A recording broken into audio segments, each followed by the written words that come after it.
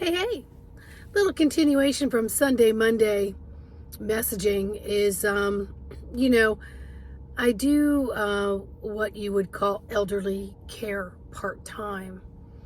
And I work with Alzheimer's and dementia mostly. I've done this off and on for a decade or so.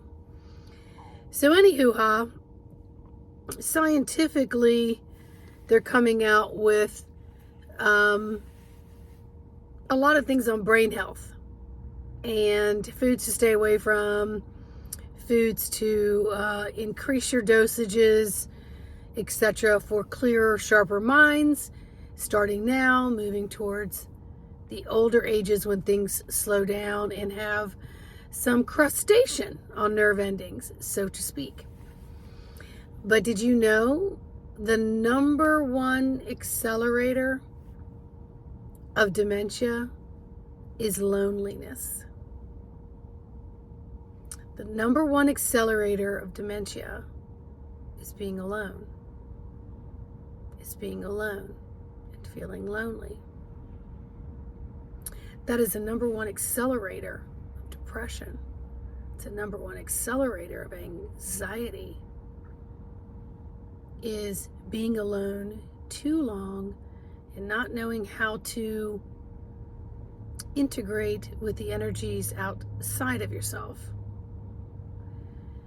So, as we know, during 2020 to 2022, there was a lot of people in dormancy. A lot of people in fear, and that fear has still rolled over to today, going into 2024. We have a lot of people in fear of germs, fear of other people, people who haven't integrated back into society yet, especially those who have the hypersensitivity of a nervous system, or they may have a stronger antenna connection to higher realms of frequency, so to speak. There are people who can be out in crowds and still feel alone because they don't feel like they have a connection. And right now, I've said this now for a couple years, this is all about disconnecting. And there are those who volunteer to disconnect and go on a different path. Sometimes a 360, sometimes a 180, sometimes just a little turn to the left or the right. And then there are others who have found themselves disconnected and they don't understand why, and it's because the universe has been working on your behalf. Because it's trying to get more people on a solo investigation of the internal environment versus the massive groups of paradigms and programmings of collectives. Because we get caught up in that current, we don't realize that we are not part of that wave. That waves are being created because of old patterning. And it's all dumping people out into waters of things that they're accustomed to and into waters that seem the unknown. Regardless of how you got here, on a raft, swimming, getting pushed, getting drugged, doesn't matter. The fact is that you're here.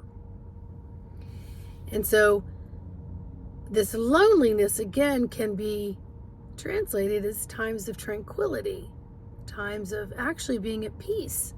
But we're so accustomed to have our motor running that we don't realize that we're in neutral.